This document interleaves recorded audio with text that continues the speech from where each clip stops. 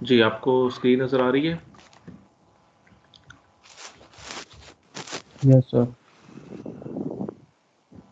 Okay. सो आज हम बात करेंगे टेक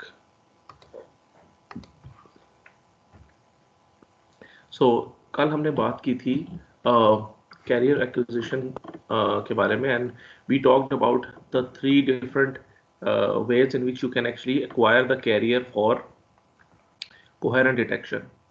और इसमें हमने कहा था जो पहला मेथड है that is the pilot method, जिसके अंदर आप कैरियर को अपने मैसेज सिग्नल के साथ ट्रांसमिट कर देते हैं और रिसीवर पे उसको यूज करके आप सिग्नल रिकवर कर सकते हैं। फिर हमने बात की थी कॉस्टोस लूप की, जिसके अंदर हमने PLL का कॉन्सेप्ट जो है वो डिस्कस किया था, और उसी कॉन्सेप्ट को हमने देखा था कि कॉस्टोस लूप में कैसे उसको अप्लाई किया है to find out the error signal for tuning the VCO। And once the VCO is tuned with the input frequency, तो हम उस VCO की आउटपुट को यूज करते हैं फॉर कोहेरेंट डिटेक्शन। तो आज हम इस टॉपिक को कवर करेंगे, सिग्नल स्क्वेयरिंग मेथड को, और लास्ट में जो सुपर हेटेरोडाइन रिसीवर का कॉन्सेप्ट है हम उसको डिस्कस करके आज का लेक्चर कंक्लूड कर देंगे। तो आज का lecture probably it will not take too long, लेकिन अगर आपके कोई क्वेश्चंस हुए तो we can spend more time on a certain thing. So just a recall, हमने कॉस्टोस लूप में डिस्कस किया था कि आपका जो मैसेज सिग्नल है जिसकी ये इस वक्त करंट फ्रीक्वेंसी है, अगर मैं इसकी इंस्टेंटेनियस फ्रीक्वेंसी की बात करूं कि इस टाइम पे इस सिग्नल की फ्रीक्वेंसी क्या है, तो वो मैं इंस्टेंटेनियस फ्रीक्वेंसी कैसे फाइंड आउट कर सकता हूं? By taking the derivative of the angle. ये जो थीटा एंगल है मेरे पास पूरा, मैं इसका डेरिवेटिव ले लूं तो मुझे इसकी करंट इंस्टेंटेनियस फ्रीक्वेंसी पता चल जाएगी। So if I take the derivative of the angle, तो ओमेगा सी टी को जब डेरिवेटिव लेंगे तो ये हो जाएगा omega c plus theta i dot. This is the instantaneous frequency of the input signal. तो इसका मतलब है कि मेरे पास जो असल VCO है currently, for example it is operating at omega c, लेकिन ये जो चेंज है this is the delta f, और चूंकि मैं यहाँ पे ओमेगा सी कह रहा हूँ तो I should not be saying it as delta f, I should be calling it as delta omega. ठीक है, क्योंकि मैं एक ही डोमेन में रहूंगा, या मैं ओमेगा की डोमेन में रहूंगा या मैं एफ की डोमेन में रहूंगा। So if I am calling it as omega t as the angular frequency, then it is this is the free running frequency और the carrier frequency, and this theta i dot, this is the change in frequency because of certain reasons. तो हमारा जो VCO है it has to find out what this delta omega is. तो initially जो है ये VCO, ये WC frequency जो है, ये आपकी ओरिजिनल जो कैरियर फ्रीक्वेंसी थी वो ये जनरेट कर रहा होगा, और at that time input to this VCO is 0। तो अगेन ये हमने जैसा डिस्कस किया था कि ये जो सिग्नल आएगा, आप इसको एक cos of omega c t plus theta naught, and initially this theta naught is 0। जब मैं यहाँ पे 0 कह रहा हूँ तो it means theta naught is 0, और यहाँ पे आप उसको 90 डिग्री का फेज शिफ्ट देके you are making it sine of omega c t plus theta. और फिर उसके बाद क्या होगा, यही आपके पास फेज डिटेक्टर से दोनों सिग्नल गुजरेंगे, and then you pass it through the low pass filter, तो आपके पास ये m T cos of theta t theta e और m t sine of theta e जो है, ये आपके पास दो सिग्नल आ जाएंगे। अगर तो ये फेज मैच कर गए तो we know that theta e is nothing else but theta i minus theta naught. ये हम पहले डिस्कस कर चुके हैं यहाँ ऊपर। This is where we have concluded कि थीटा ई जो है वो theta i minus theta naught है। तो इन दोनों का डिफरेंस, अगर ये दोनों फेजेस जो हैं इन दोनों का फेज डिफरेंस 0 होगा तो थीटा ई विल बी 0, तो cos 0 विल बी 1, तो I will be getting my message signal at the output. और अगर यहाँ पे थीटा ई जो है वो 0 है तो sine 0 will be 0, I will not be having anything over hair.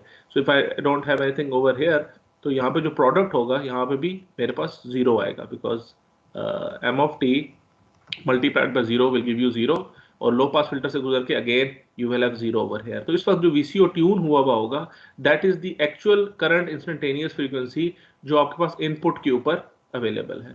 And at the same time this Costas loop is not only configuring the VCO but it is also demodulating the signal for you.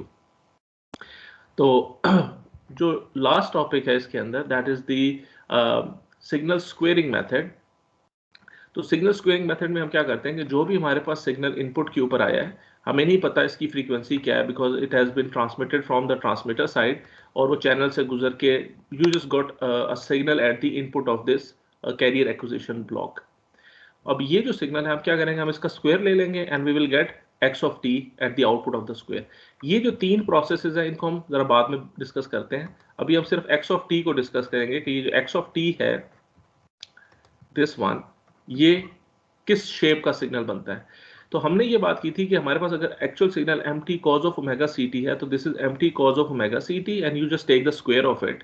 तो mt cos of omega ct will give you m square t and I can write it as that m square t and cos square omega ct।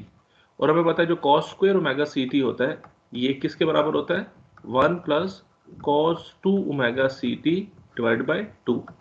तो m square t 1 से भी multiply करेगा, ये इससे भी multiply करेगा, तो I will have 1 by 2 m square t and 1 by 2 m square t cos of 2 omega ct। वो इसका प्रोडक्ट आपको मिल गया आउटपुट में। ओके तो आपके पास जो यहाँ पे हमने सिग्नल स्क्वायर किया है इसकी आउटपुट आपको मिल गई ये वाला पार्ट, ठीक है। अब यहाँ पे हमने ये बात की थी कि ये हमने डिफाइन किया है कि जो हाफ m स्क्वायर t है इस सिग्नल को मैं रिप्रेजेंट कर सकता हूँ k प्लस फाइव टी से। अब ये k प्लस फाइव टी के you have to understand it very carefully. अब ये देखें आपके पास अगर सिग्नल है m ऑफ t, तो हमें पता है m ऑफ t का जो स्पेक्ट्रा होता है, जो आपका मैसेज सिग्नल है, हम इसको ऐसे रिप्रेजेंट करते हैं, ये 0 है, this is b, this is your m of f। और हमें पता है कि जब भी किसी सिग्नल का हम स्क्वायर लेते हैं उसकी बैंडविड्थ डबल हो जाती है। तो if I am taking m square t तो it would now become something like this is 2b now, this is my new m of f। और हम ये वेरीफाई भी कर सकते हैं कि बैंडविड्थ डबल कैसे हो रही है। अज्यूम कि आपका m ऑफ t जो है ये आपके पास एक सिग्नल है cos ऑफ ओमेगा mt। हम हमेशा एक सिंपलर सिग्नल लेते हैं फॉर अवर अंडरस्टैंडिंग, लेकिन m ऑफ t कुछ भी हो सकता है। तो let me call it am cos of omega mt, ये मेरा मैसेज सिग्नल है। अगर मैं मैसेज सिग्नल का स्क्वायर ले लूं, बट बिफोर दैट ये जो आपके पास सिग्नल है इसकी बैंडविड्थ कितनी है, what is the bandwidth of this signal? Sir, B. इसकी b तो हम एक जनरल लफ्ज ले लेते हैं ना कि whatever the bandwidth of this signal is, हम यहाँ पे b लिख देंगे। अब मैंने आपको बता दिया this is m of t, तो इसकी बैंडविड्थ क्या होगी, ओमेगा m जी ओमेगा m, यानी इसकी जो फ्रीक्वेंसी है the highest frequency component in this signal will be the bandwidth of this signal।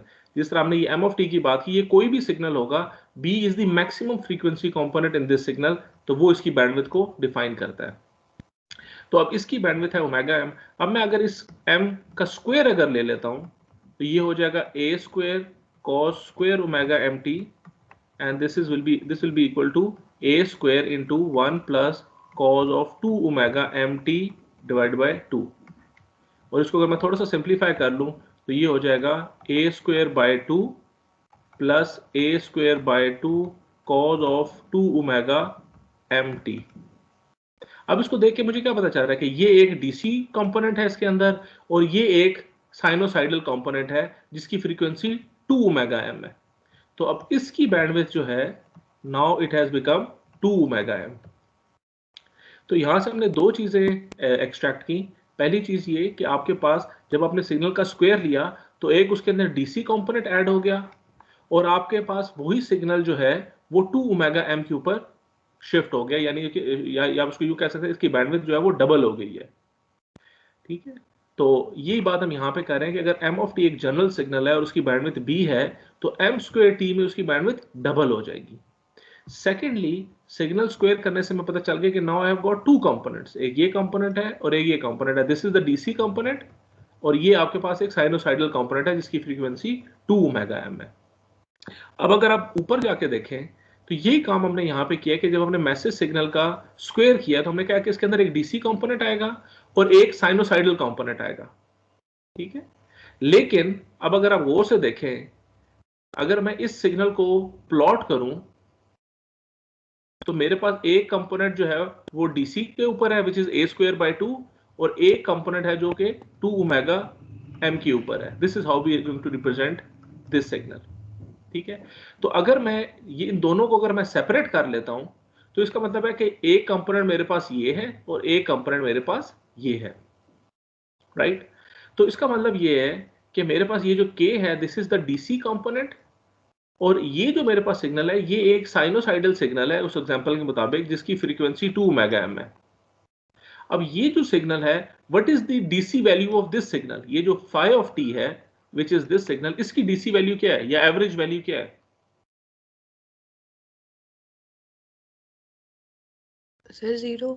Zero, क्योंकि अगर मैं इसको कॉस की एग्जांपल अगर ले रहा हूं तो जितना सिग्नल ये ऊपर है उतना ही सिग्नल ये नीचे है। और हम किसी भी एक मैसेज सिग्नल के बारे में हम इजीली अज्यूम कर सकते हैं कि अगर आप उसमें से उसका डीसी ऑफसेट निकाल दें तो वो जितना सिग्नल पॉजिटिव साइड पे होगा ऑन एवरेज उतना वो नीचे भी होगा। You can easily assume that. तो अगर ये जो सिग्नल है अगर एक साइनोसाइडल की तरह है तो आपके पास ये एक सिग्नल जितना ऊपर है उतना ही नीचे है, तो इसका मतलब है इस सिग्नल के अंदर डीसी कंपोनेंट नहीं है। तो अगर मैं इस फाई ऑफ टी को अगर मैं प्लॉट करूं जनरली, यानी कॉज की एग्जांपल ना लूं लेकिन एक जनरल एग्जांपल लूं, तो नॉर्मली हम मैसेज सिग्नल को ऐसे क्यों प्लॉट करते हैं 0 टू बी, कि हम कहते हैं कि यार इसमें कोई डीसी कंपोनेंट भी होगा, कोई थोड़ी और हायर फ्रीक्वेंसी होगी, थोड़ी और फ्रीक्वेंसी होगी, कोई और एंड पे this is the maximum frequency component B which defines it's bandwidth. लेकिन अगर मैंने इस फाई ऑफ टी में से ये बात हमने कंक्लूड कर ली कि हमने डीसी कंपोनेंट को अलग कर लिया है, तो इसका मतलब है कि इस सिग्नल का जो स्पेक्ट्रा होगा it will not be like this, it would be something like this, जिसके अंदर ये जीरो की फ्रीक्वेंसी नहीं होगी। It would be something like this, क्योंकि ये जो जीरो पे जो फ्रीक्वेंसी है ये वो सिग्नल है जो ये के से रिप्रेजेंट हुआ है।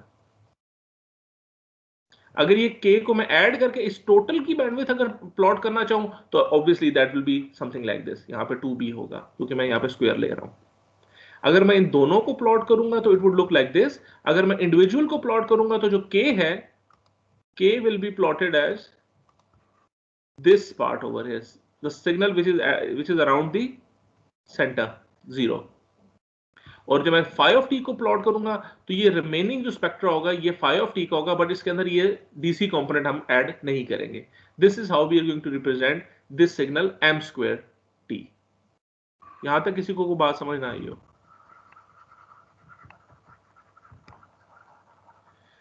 ओके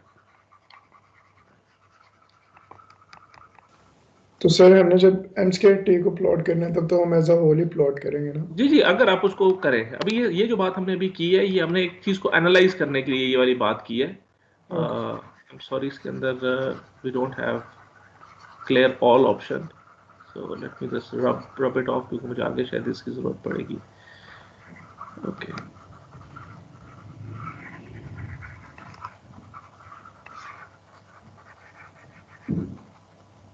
ओके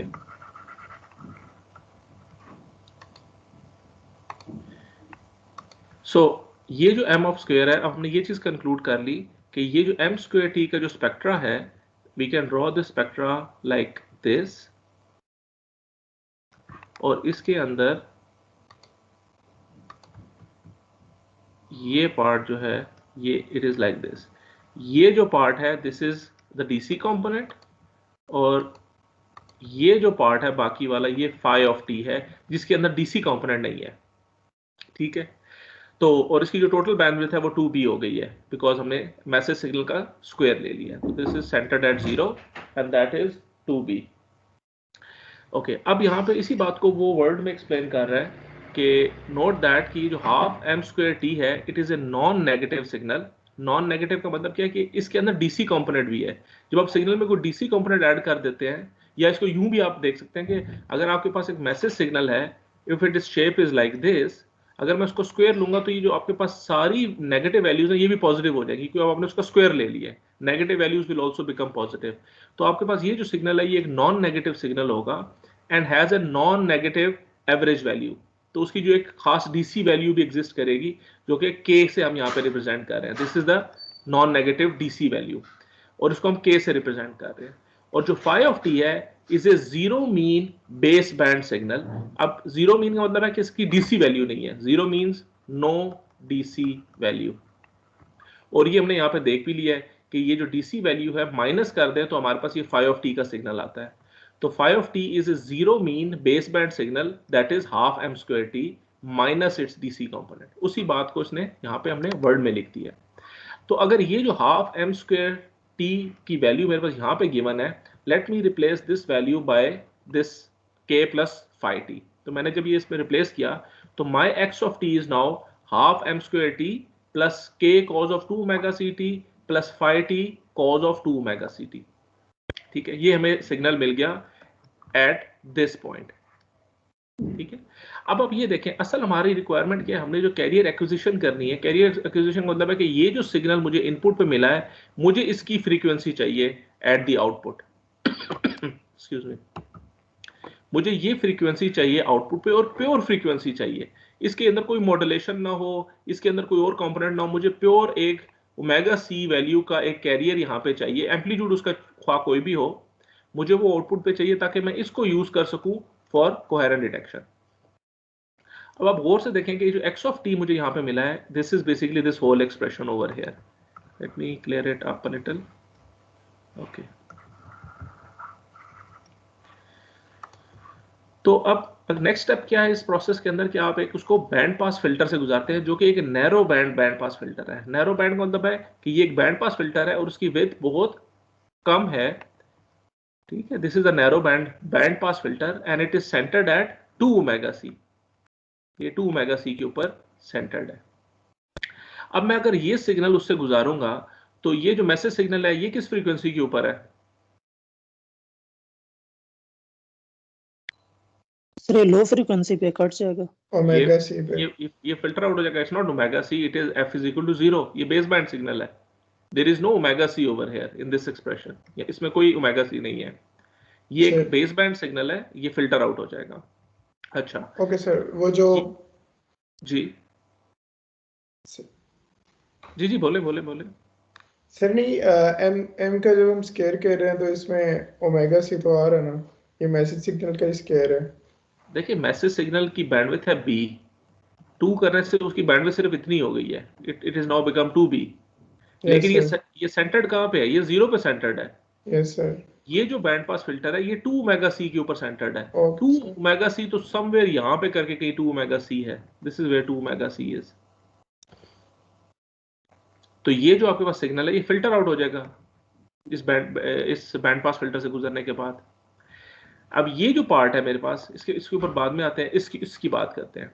जो फाई ऑफ टी है, what do we mean by phi of t times cos of 2 omega c t? क्या मतलब है इसका?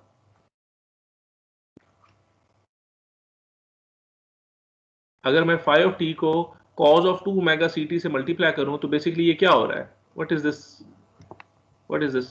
सर जो हमारा फाई ऑफ टी था वो जी शिफ्ट हो रहा है 2 ओमेगा सी प्लस एग्जैक्टली पे भी। जी बिल्कुल। और फाई ऑफ टी का स्पेक्ट्रा क्या है मेरे पास? ये स्पेक्ट्रा है फाई ऑफ टी का minus zero this excluded. Zero excluded. तो मैं जब इसको अगर मैं प्लॉट करूं तो मेरे पास जो स्पेक्ट्रा आएगा वो होगा तो 2 ओमेगा सी के ऊपर, लेकिन वो पार्ट होगा ऐसे और ऐसे, और यहां पे भी -2 ओमेगा सी के ऊपर it would be like this and like this. Clear? Yes sir. अब मैं जब इस सिग्नल के ऊपर जब narrow band pass filter apply करूंगा तो मुझे पता है कि वो जो बैंड पास फिल्टर है वो कहां पे सेंटर्ड है? वो तो 2 ओमेगा सी पे सेंटर्ड है, यहां पे।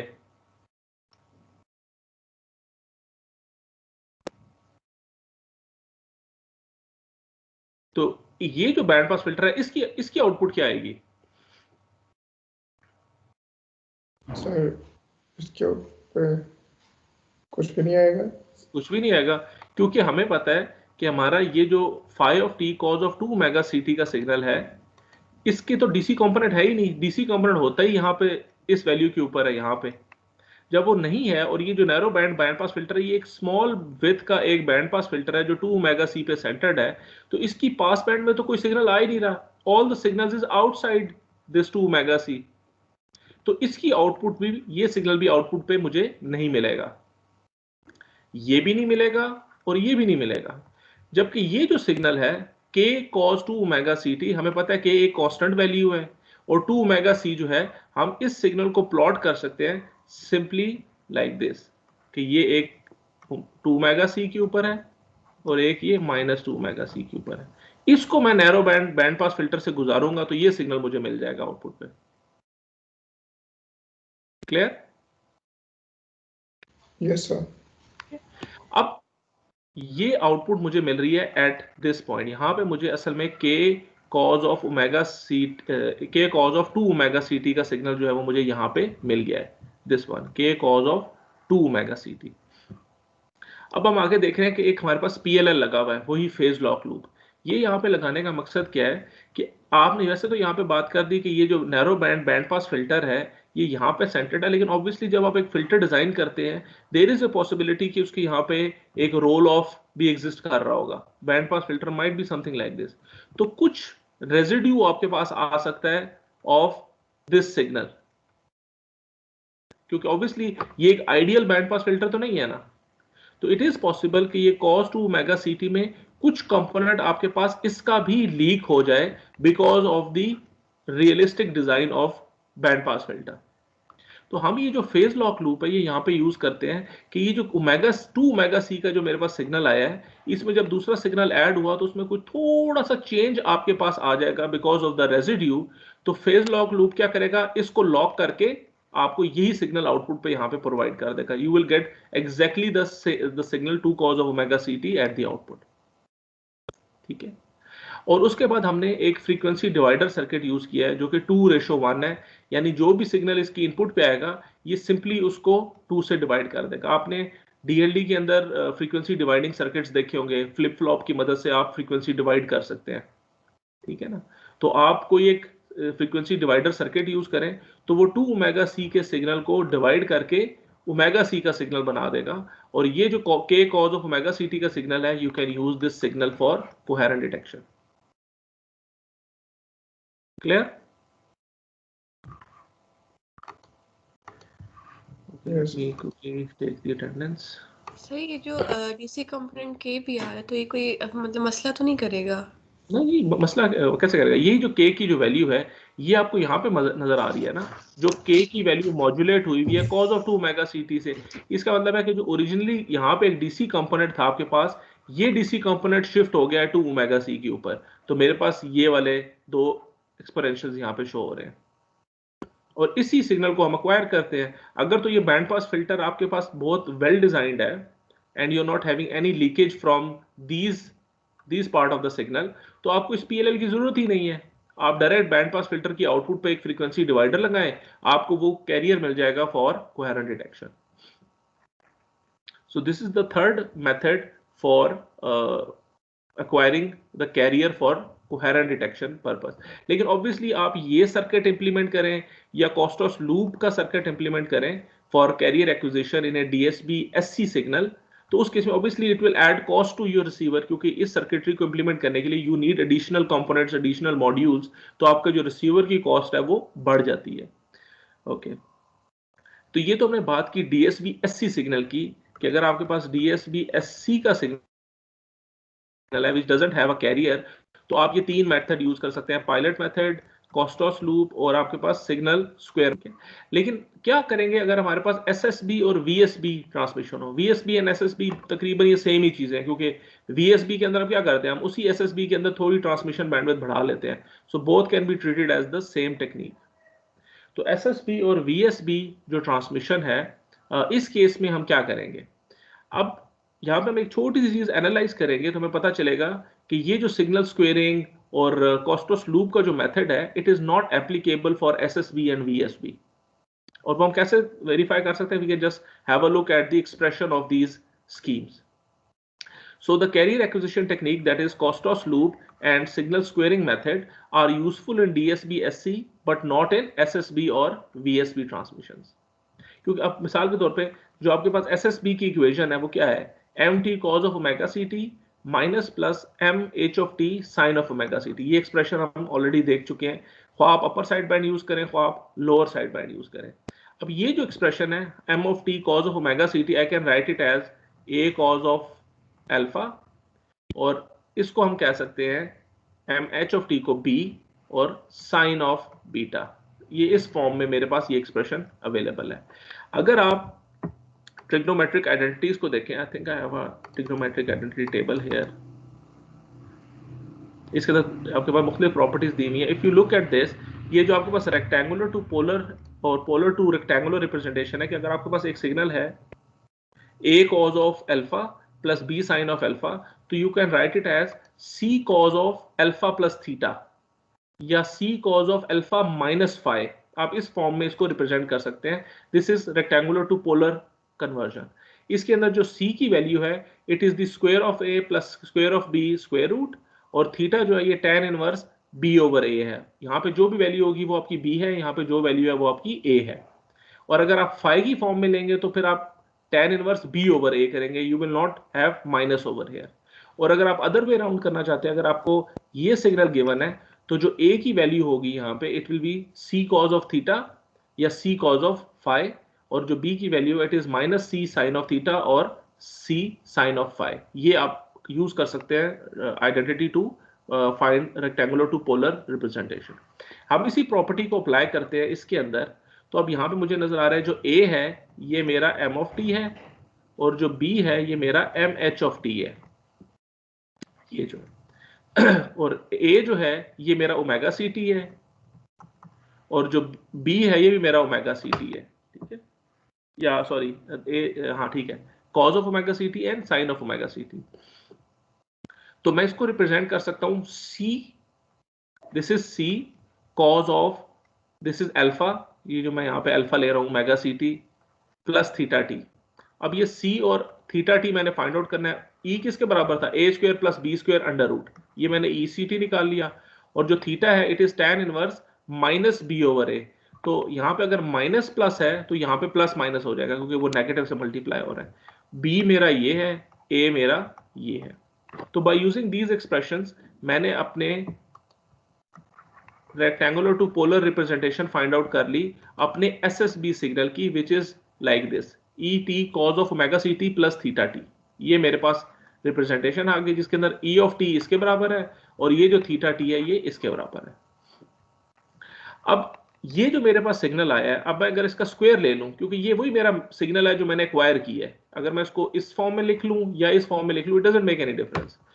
तो सिग्नल स्क्वेयरिंग मेथड जिस तरह हमारे पास है, हम क्या करेंगे, इस सिग्नल का स्क्वायर ले लेंगे. जिस तरह हमने whatever my incoming signal is, मैं इसका स्क्वायर ले लूंगा. So if you take the square of this signal तो ये आपके पास हो जाएगा ई स्क्वायर टी, और जो ये आगे वाला पार्ट है इसका जब आप स्क्वायर लेंगे तो आपके पास 1 plus cos 2 times this theta हो जाएगा, ये what ever this theta is. तो ये ओमेगा सी टी हो जाएगा 2 कॉस 2 ओमेगा सी टी, और थीटा टी जो है ये 2 थीटा टी हो जाएगा, एंड डिवाइडेड बाय 2. ऑब्वियसली वो यहाँ पे मिसिंग है. तो this is the square of the signal at the output of this signal square. यहाँ पे ये जो x ऑफ t है ये आपके पास ये सिग्नल आपको मिल गया. This is the x of t expression के अंदर जो हम देख रहे हैं. अब ये देखें कि जो ई स्क्वायर टी है it is eliminated by the band pass filter. हमें पता है ये जब इससे मल्टीप्लाई होगा, this is the DC component, और ये बैंड पास फिल्टर, ये वाला जो बैंड पास फिल्टर है ये इसको फिल्टर आउट कर देगा, तो ये वैल्यू खत्म हो जाएगी. और ये जो सिग्नल है ये e square t cos 2 omega c t plus 2 theta t के साथ मल्टीप्लाई हो जाएगा. अब जो सेकंड टर्म है it is not a pure sinusoid of frequency 2 omega c. अब ये जो सिग्नल है ये 2 omega c t plus 2 theta t, ये इसका एंगल है.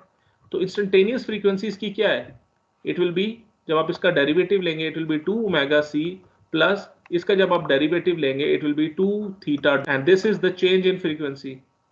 तो ये जो आपके पास सेकंड टर्म आ रही है it is not a pure 2 omega c signal. इसके अंदर एक आपके पास फ्रीक्वेंसी है जो उसके अंदर डेविएट कर रही है. ठीक है, ये जो आपके पास डेविएशन आ रही है, अगर आप इस पूरे सिग्नल को फ्रीक्वेंसी डिवाइडर से गुजारेंगे तो you will not get a pure omega c signal at the output, वो इससे डेविएटेड होगा. तो जो SSB और VSB के जो सिग्नल्स होते हैं they require either a highly stable oscillator और pilot based carrier recovery technique. तो हम इन दो स्कीम्स जो हैं SSB और VSB, इनके लिए we don't actually go for the carrier acquisition techniques of signal squaring and phase lock loop और कॉस्टॉस लूप. इसके लिए हम pilot based carrier recovery technique use करते हैं, या फिर हम एक ऐसा ऑसिलेटर यूज करें जो बहुत ही स्टेबल हो, उसमें कोई डेविएशन कोई फ्लक्चुएशन ना हो, तो हम या उस तरह के हाईली स्टेबल ऑसिलेटर्स यूज करते हैं या हम pilot based carrier recovery use करते हैं.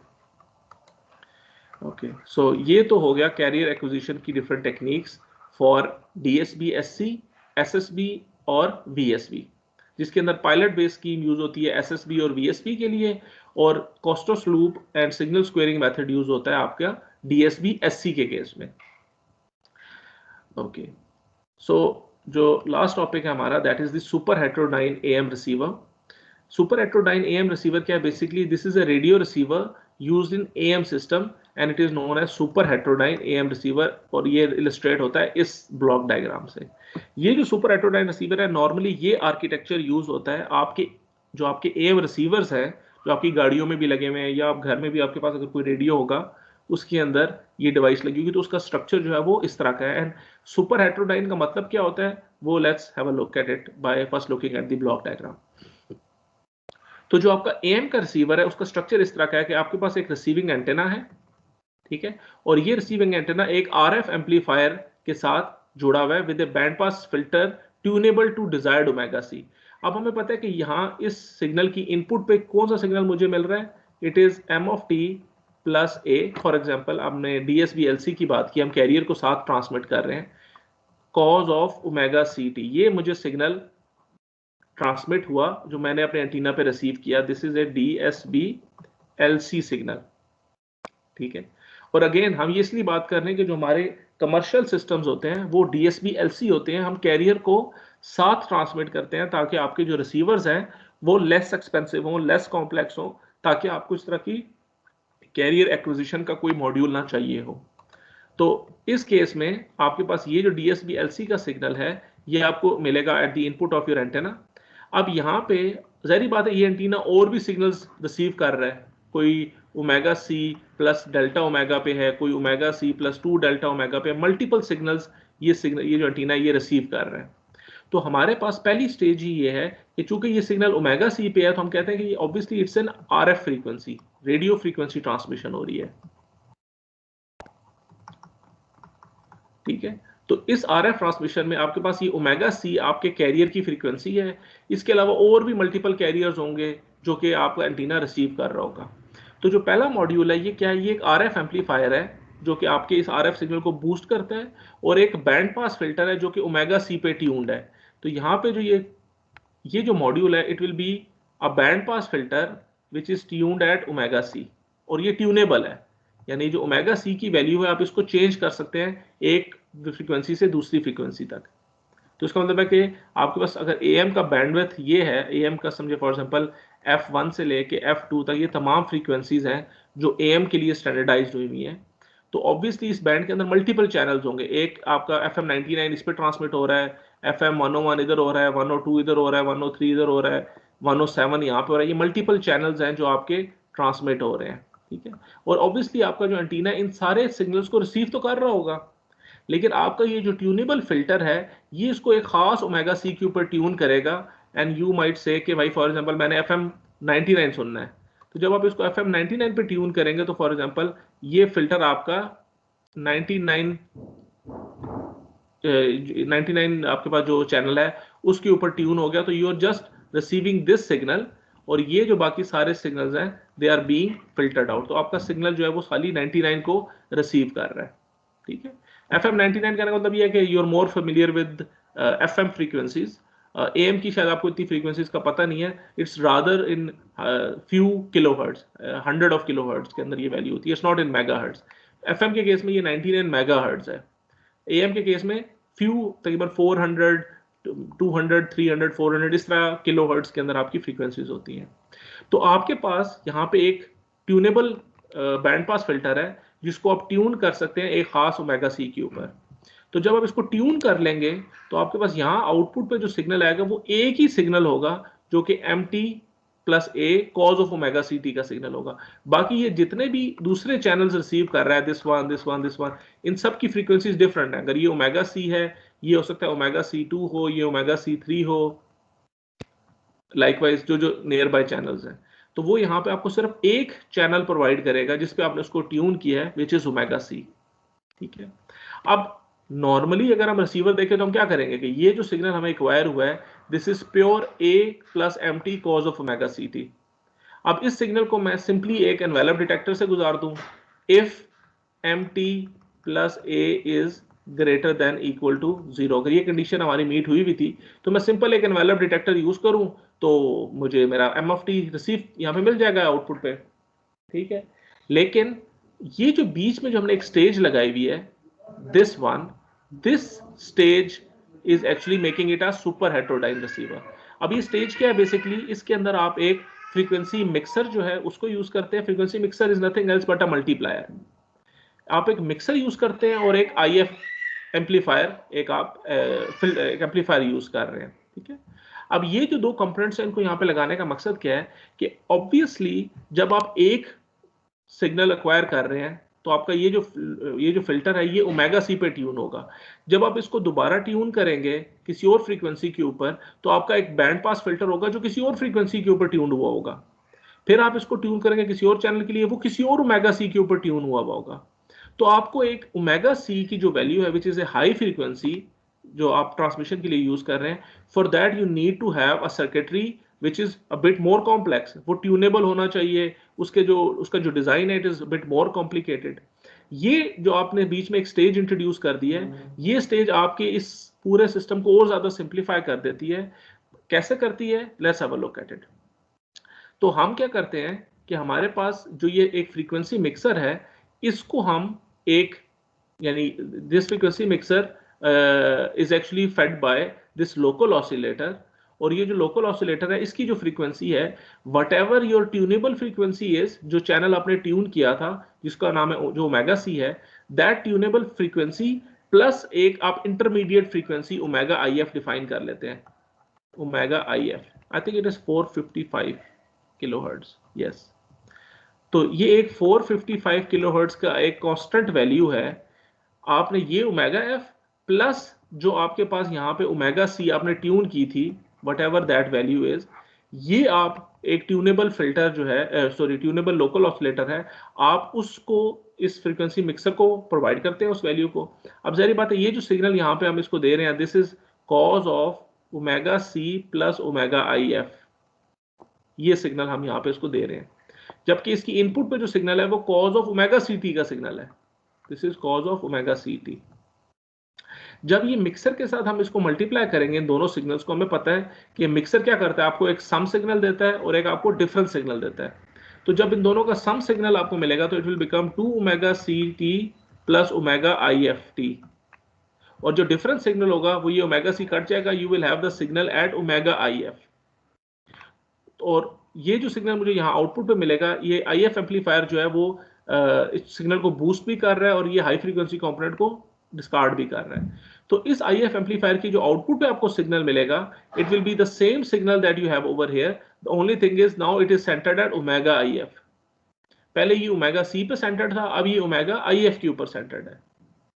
अब हमें यहाँ पे फायदा क्या हो रहा है, no matter what channel you actually tune at the start, omega c की इनिशियल वैल्यू कोई सी भी हो, ख्वाह आप FM, ख्वाह आप ये चैनल ट्यून करें, चाहे आप ये चैनल ट्यून करें, ये चैनल ट्यून करें, ये चैनल ट्यून करें, in any case whatever your omega c is, your frequency mixer and this super heterodyning process will bring that signal to the same omega IF।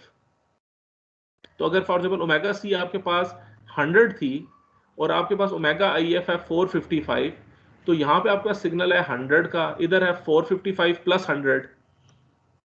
तो जब इन दोनों का आप सम करेंगे तो ये 200 प्लस 455, और दूसरे केस में 100 कट जाएगा और आपके पास 455 ही बचेगा।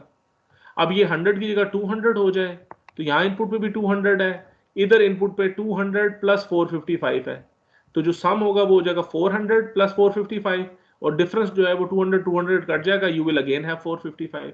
सो इन एनी केस ये सुपर हेटेरोडाइन रिसीवर आपके तमाम ट्यूनेबल चैनल्स को एक ही इंटरमीडिएट फ्रीक्वेंसी के ऊपर ट्रांसलेट कर देता है। So you only need one band pass filter centered at omega IF, जिसको डिजाइन करना इट्स मच सिंपलर, क्योंकि ये जो इंटरमीडिएट फ्रीक्वेंसी होती है it is much smaller than your carrier frequency.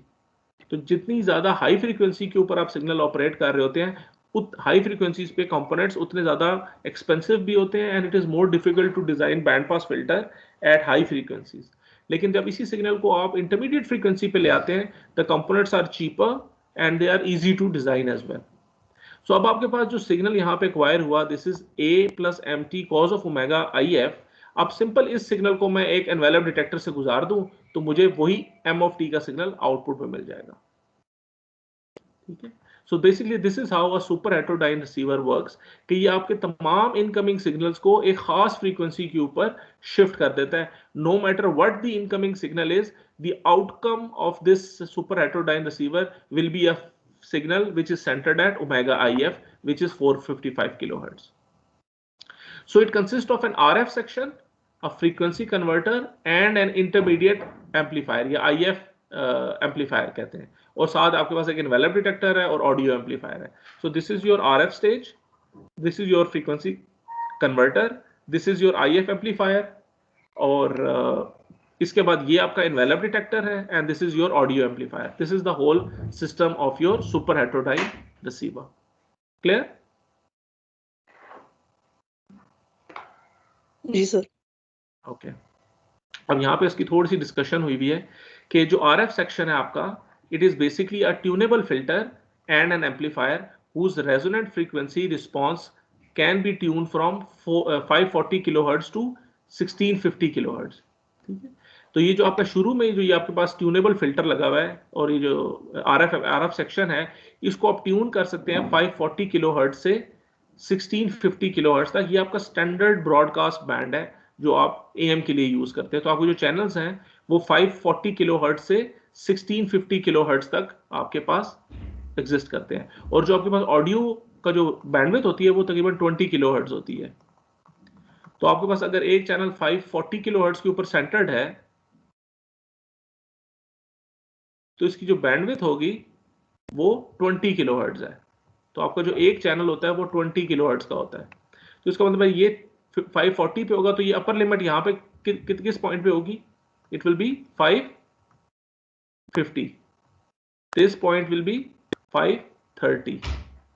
तो जो अगला चैनल होगा आपके पास, अगर वो बिल्कुल इसके एडजेसेंट भी है तो वो चैनल आपके पास कहाँ पे होगा? अगर ये वाला पॉइंट आपके पास 550 है तो other next channel will be, वो ये कहां पे सेंटर्ड होगा? 560 पर, 560 पे, अगला 570 पे। तो ये आपके पास चैनल्स हैं जो कि बेसिकली इस तरह करके होंगे, एक चैनल यहाँ है, फिर यहाँ पे है, फिर यहाँ पे है, फिर यहाँ पे। इनके बीच में हर एक की जो विड्थ है वो 20K होती है ऑडियो के केस में। तो आपके पास ये मल्टीपल चैनल्स हैं जो कि ऑडियो के इस बैंड के अंदर एग्जिस्ट कर रहे हैं। सो आपका जो ट्यूनेबल फिल्टर है वो किसी एक चैनल के ऊपर ट्यून हो जाए तो आपको वो वाला चैनल मिलना शुरू हो जाएगा।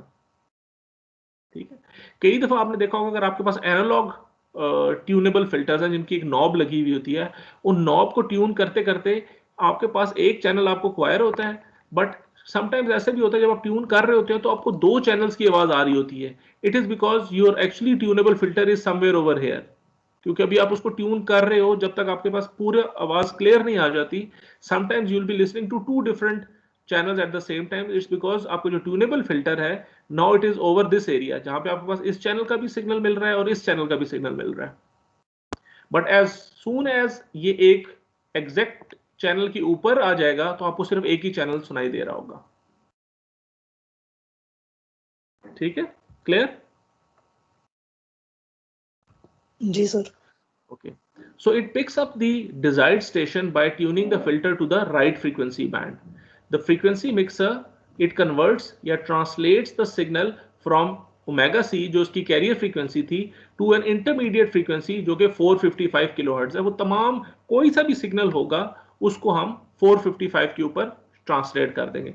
और ये ट्रांसलेशन कैसे हो रही है कि जो भी आपका कैरियर फ्रीक्वेंसी है इसको मैं मिक्स कर रहा हूं carrier frequency plus my desired frequency.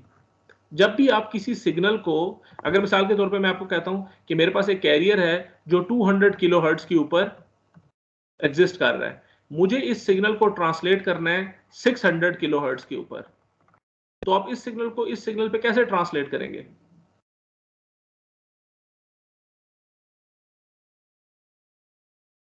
जिस तरह मैं यहां पे बात की कि मेरा इनकमिंग सिग्नल है ओमेगा सी, मैंने इसको 455 के ऊपर शिफ्ट करना है। अगर ये ओमेगा सी मेरा 200 है और मैं इसकी जगह कहता हूं 600 किलोहर्ट्ज मुझे चाहिए, how will you translate 200 kilohertz to 600 kilohertz? कैसे करेंगे आप? सर इसी तरीके से सम और डिफरेंस कर देंगे, लोकल ऑसिलेटर 800 किलोहर्ट्ज का बना देंगे जी, और फिर ये सम जो और आपके डिफरेंस। पास ये जो एक्सप्रेशन है कि आपने एक ऐसा लोकल ऑसिलेटर यूज करना है जिसकी frequency fc plus my desired frequency हो। तो fc मेरे पास 200 है और डिजायर्ड फ्रीक्वेंसी 600 है। अगर मैं इस लोकल ऑसिलेटर के साथ इसको मिक्स करूंगा तो मेरे पास जो सम आएगा वो एक हायर फ्रीक्वेंसी होगी और जो डिफरेंस होगा it will B 600 kilohertz. So this is how I translate a signal from one frequency to another by using a local oscillator जिसकी frequency है fc plus the desired frequency। Sir जी sir जब हम tune कर रहे हैं तो हमारी एफसी तो चेंज हो रही है ना, जी तो सर फिर जो लोकल ऑसिलेटर है वो भी एक फिक्स फ्रीक्वेंसी पे थोड़ी होगा। जी ऑब्वियसली हमारी जो डिजायर्ड हमें जो चीज चाहिए वो ये है कि मेरे पास ये देखें, let me show you this thing. ये अगर मैं थोड़ा सा जरा क्लियर कर दूं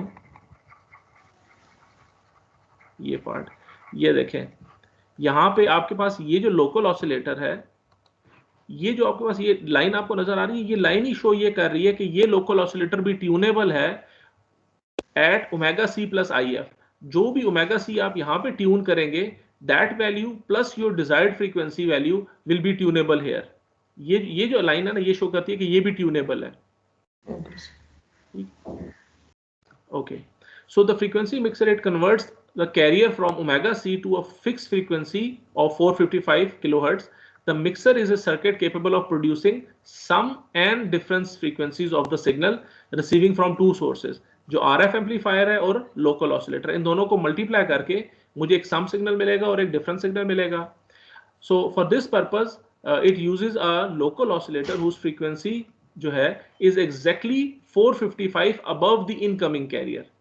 तो incoming carrier plus your desired signal is the frequency of your local oscillator. So the reason for translating all carriers to a fixed frequency of 455 इसकी वजह क्या है?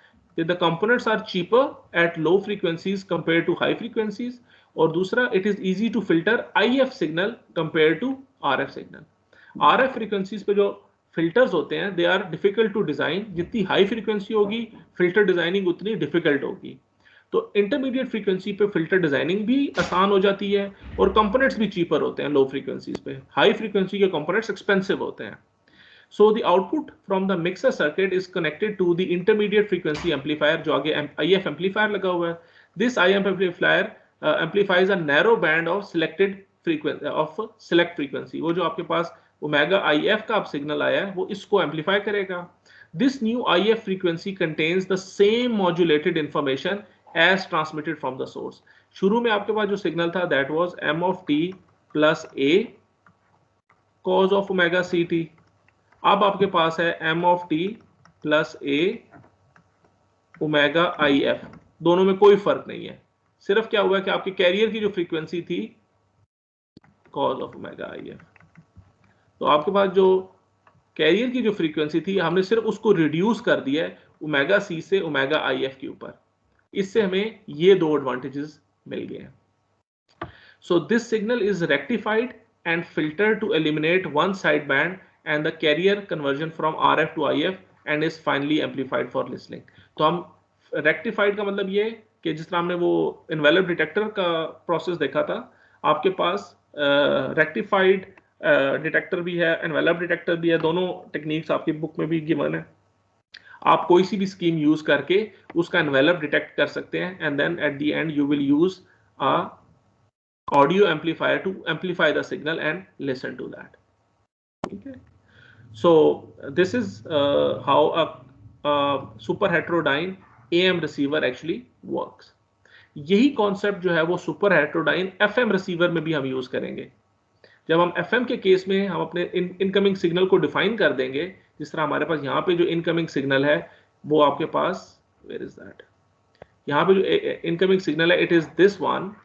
हम FM के केस में भी जो सिग्नल यहाँ पे देखेंगे obviously that will be some omega c signal जिसकी कैरियर फ्रीक्वेंसी होगी।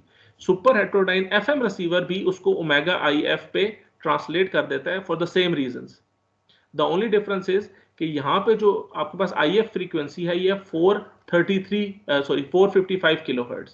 जो आपके पास FM होता है उसकी I think 100 I think it's शायद 10 पॉइंट समथिंग या कुछ इस तरह उसकी मेगा हर्ट्ज फ्रीक्वेंसी है. जब हम FM को डिस्कस करेंगे तो will talk about that particular IF frequency. So this is how a super heterodyne FM receiver works, AM receiver works, and that also conclude our chapter number 4. So any question from today's lecture?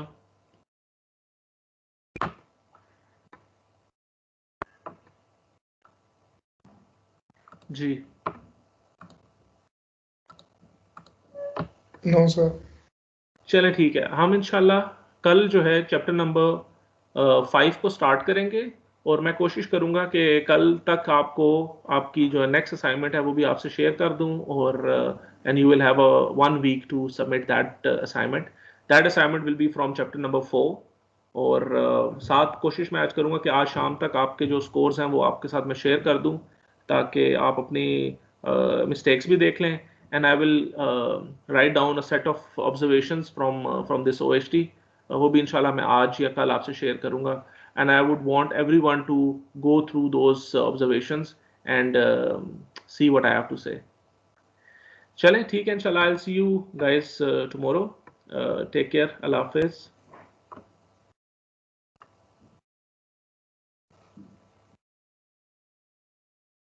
Allah Hafiz, sir.